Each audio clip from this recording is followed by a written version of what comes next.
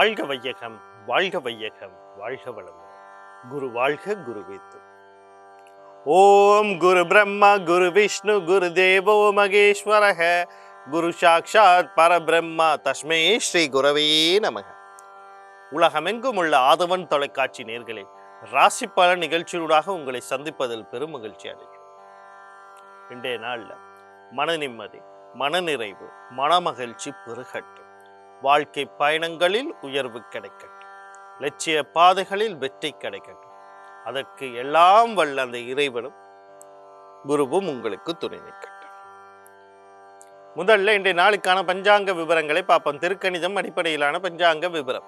ஸ்ரீ விஸ்வாவசு வருடம் பங்குனி மாதம் 7ஆம் நாள் சனிக்கிழமை, ஆங்கிலத்தில் 21/3/2026 இரவு 11:57 வரைக்கும் வளர்ப்பிறை திருதிய திதியும் அதற்கு பிறகு சதுர்த்தி திதியும் காணப்படுது.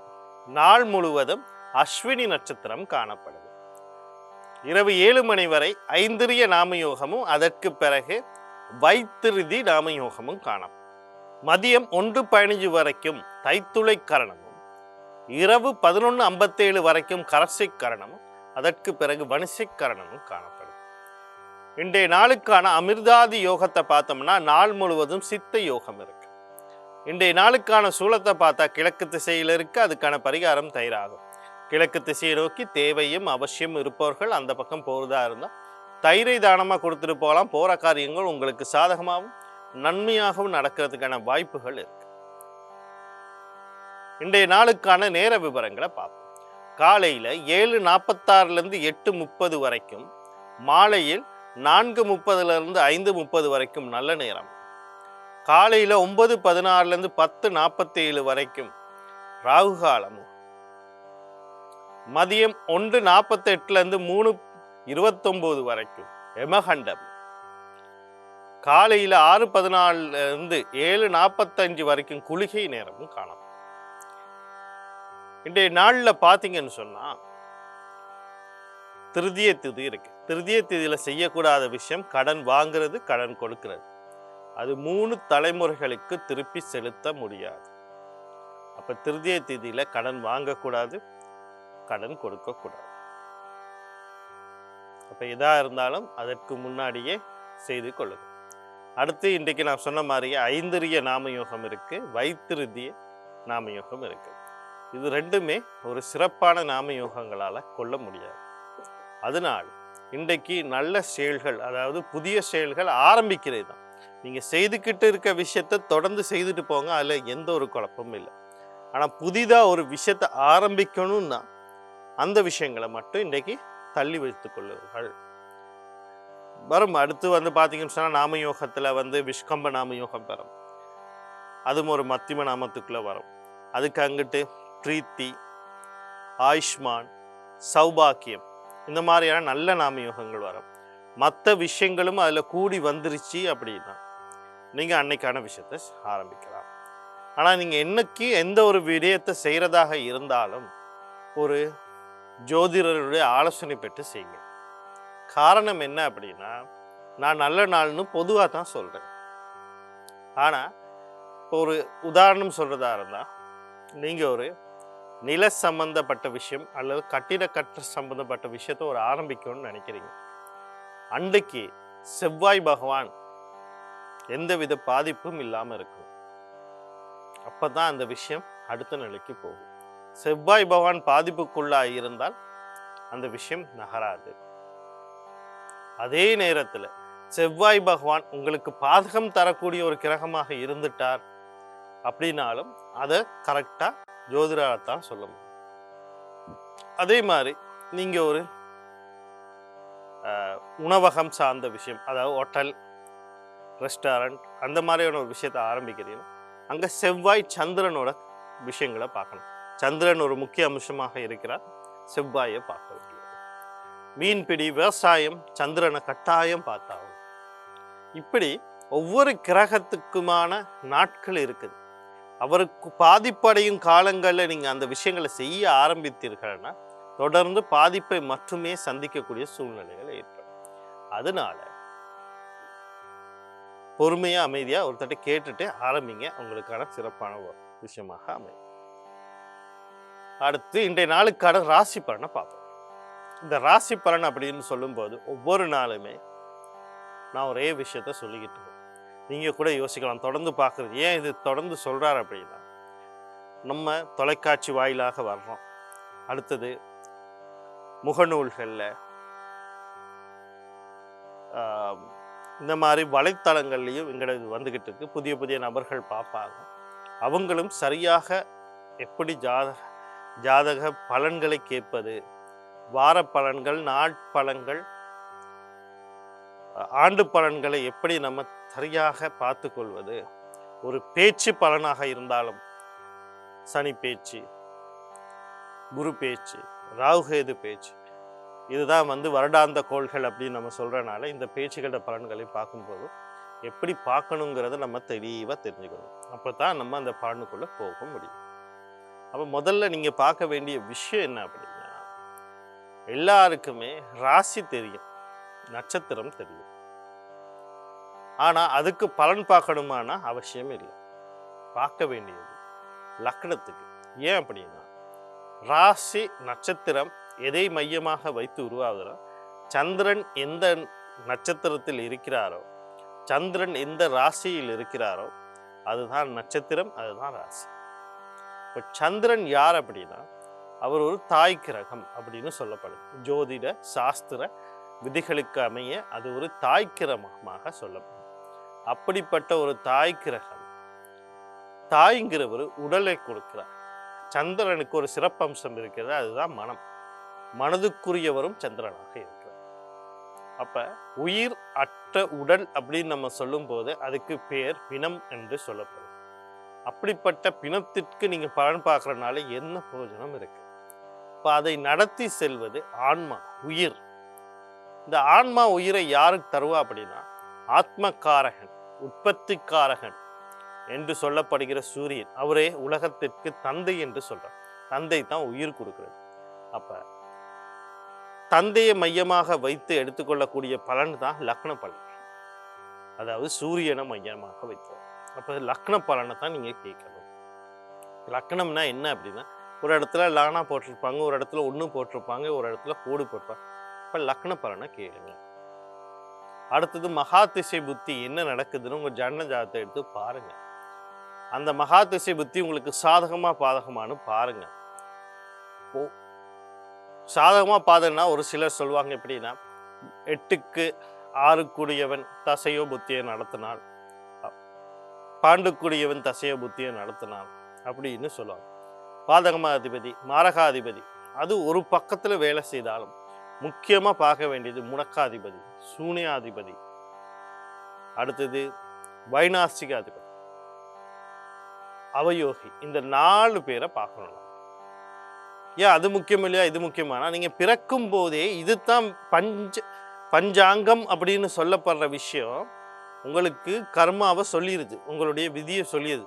அதனால ஏற்படக்கூடிய உங்களுக்கு எதிர்மறையான விஷயங்களை தரக்கூடிய, பொதுவாக சொன்னா வில்லனா இருக்கக்கூடியவங்களுக்கு தான் நீங்க முதல்ல பார்க்கணும். அடுத்த விஷயங்கள் உங்களுக்கு நன்மையா நடக்கும். சில நேரங்கள்ல 8க்குரிய திசை நடக்கும்போது நல்லா இருப்பீங்க, பெரிய உயர்வுக்கு வருவீங்க. ஏன்னா அவர் ஒரு பாதகமா அதிபதியா, அவர் ஒரு திதிசூனிய அதிபதியாக, வைநாசி அதிபதியாகவோ அல்லது முடக்காதிபதியா இருந்து அவர் 8ல மறைஞ்சிட்டாரு.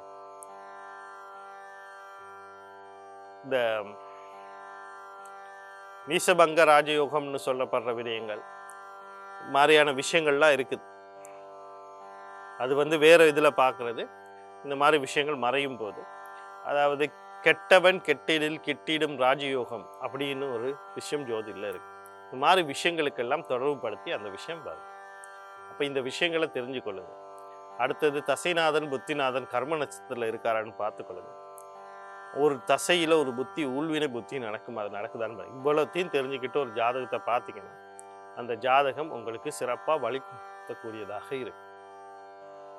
அடுத்து இன்றைய நாளுக்கான ராசி பலனை பார்ப்போம்.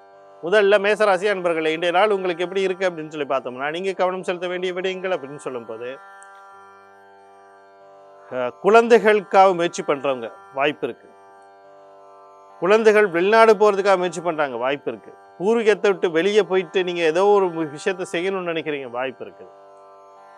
சொத்து சம்பந்தப்பட்ட விஷயங்களை முடிவெடுக்கணும்னா முடிவெடுங்க, அதுக்கு உங்களுக்கு சாதகமாக இருக்கும்.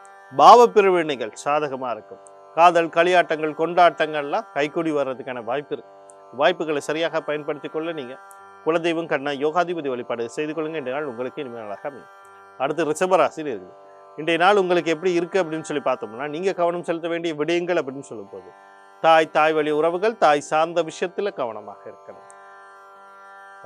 அதே மாதிரி பார்த்தீங்கன்னா வீடு, காணி, வாகனம், சொத்து சம்பந்தப்பட்ட விஷயத்தில் எந்த ஒரு முடிவு இருக்கக்கூடாது. வாங்குறது, விற்கிறது, அடகு வைக்கிறது, திருத்துறது, பழுது பார்க்கறது, புனரமைக்கிறது எதுவுமே செய்யாமல் இருந்தது நன்மை தரும்.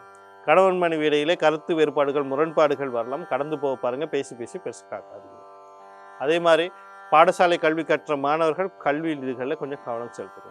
மன நிம்மதி இன்னைக்கு கொஞ்சம் உங்களுக்கு எதிர்பார்ப்புகளை பூர்த்தி செய்ய முடியாமல் இருக்கிறனால சில குழப்பங்களும் சில சஞ்சலங்களும் வரலாம். கடந்து போங்க, உங்களுக்கு எதிர்வர காலத்தில் நன்மைகள் ஏற்பதற்கான வாய்ப்பு இருக்கு.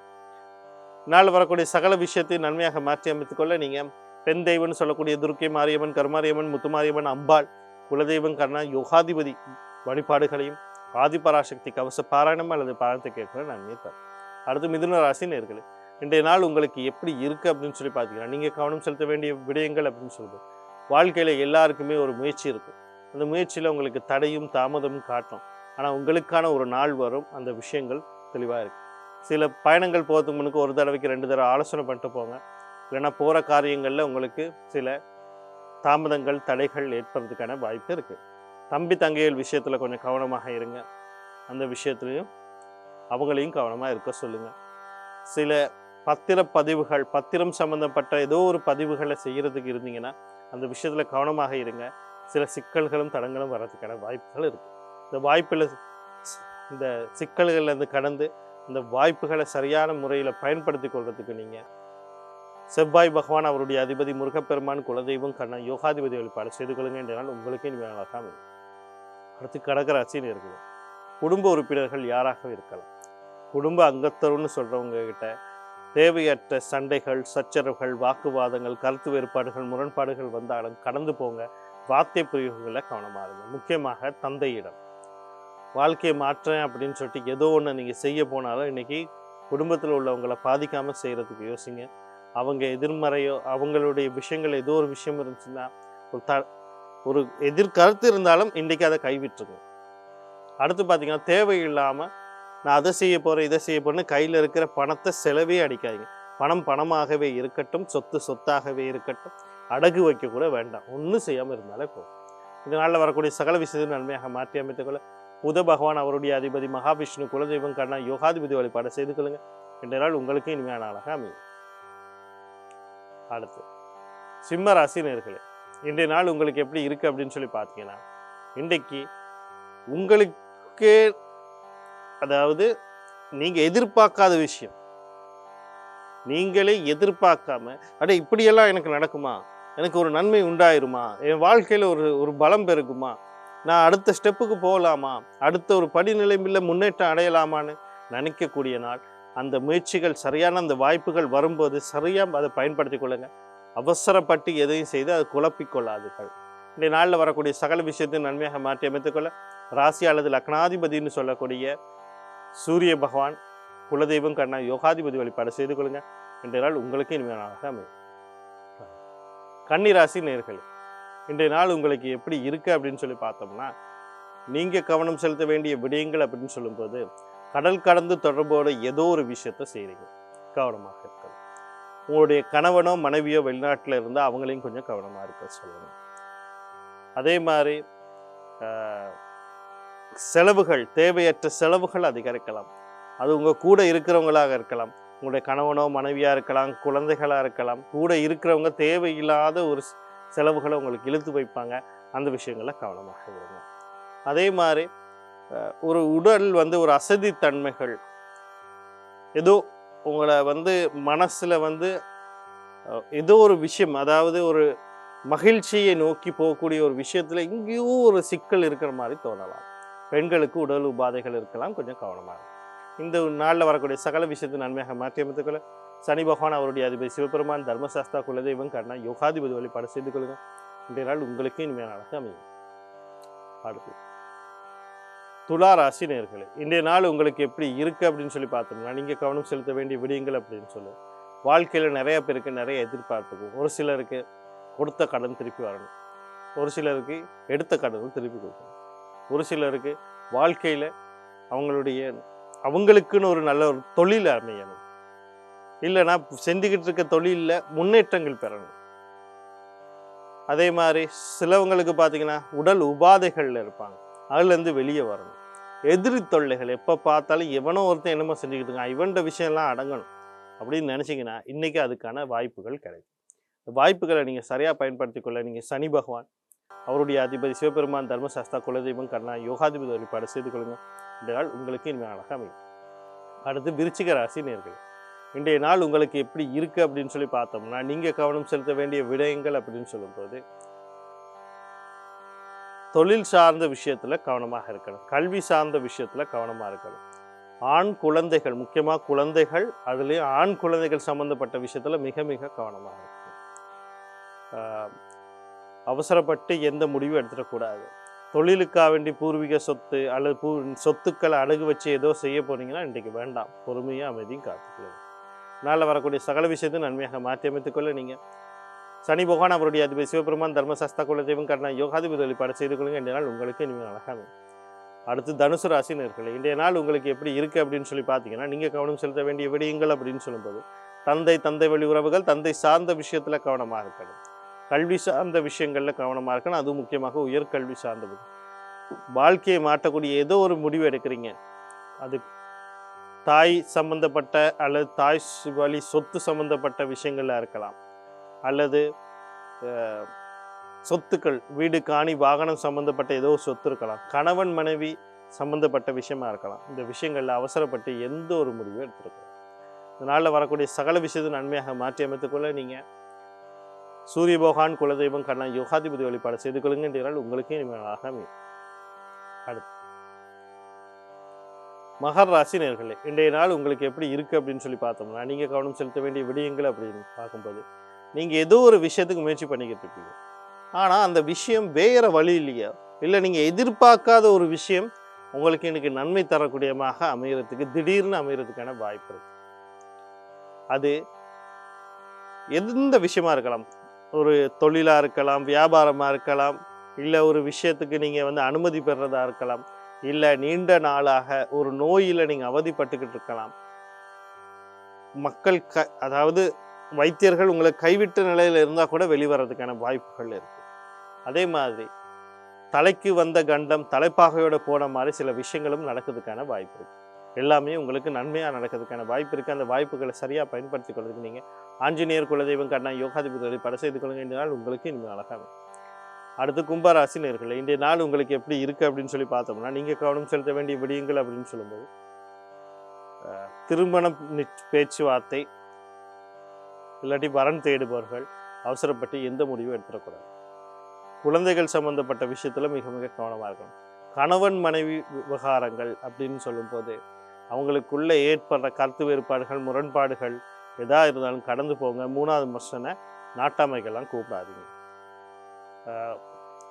நண்பர்கள், உறவினர்கள், பங்குதாரர்கள், வாடிக்கையாளர் இவங்க விஷயத்துல எல்லாம் கவனமாக இருக்கும். இதனால் வரக்கூடிய சகல விஷயத்தை நன்மையாக மாற்றி அமைத்துக்கொள்ள நீங்கள் பெண் தெய்வம்னு சொல்லக்கூடிய மகாலட்சுமி குலதெய்வம் கர்ணா யோகாதிபதி வழிபாடு செய்து கொள்ளுங்க. இன்றைய நாள் உங்களுக்கு இனிமேல் அழகாக. அடுத்து மீனராசி நேயர்களே, இன்றைய நாள் உங்களுக்கு எப்படி இருக்குது அப்படின்னு சொல்லி பார்த்தோம்னா, நீங்கள் கவனம் செலுத்த வேண்டிய விடயங்கள் அப்படின்னு சொல்லும்போது தொழில் சார்ந்த விஷயத்தில் கவனமாக இருங்க. அவசரப்பட்டு எந்த ஒரு முடிவும் எடுக்காதீங்க. கடன் கொடுக்கல் வாங்கல் சம்மந்தப்பட்ட விஷயத்தில் கொஞ்சம் அமைதியும் பொறுமையும் காமிக்க. அடுத்தது உடல் உபாதைகள் கண்டால் உடனடியாக வைத்தியசாலையை நாடுங்க. எதிர்கள் தொல்லைகள் இருக்கலாம், கவனமாக அதை கையாள பாருங்கள். நாளை வரக்கூடிய சகல விஷயத்தை நன்மையாக மாற்றி அமைத்துக் கொள்ள விநாயகப் பெருமான் குலதெய்வம் கர்ணாதி யோகாதிபதி வழிபாடு செய்து கொள்ளுங்க. இந்த நாள் உங்களுக்கு இனிமேல் அழகாக. நன்றி, வணக்கம். நாளை மீண்டும் ராசி பலன் நிகழ்ச்சியுடனாக உங்களை சந்திக்கிறேன். வாழ்க வளமுடன்.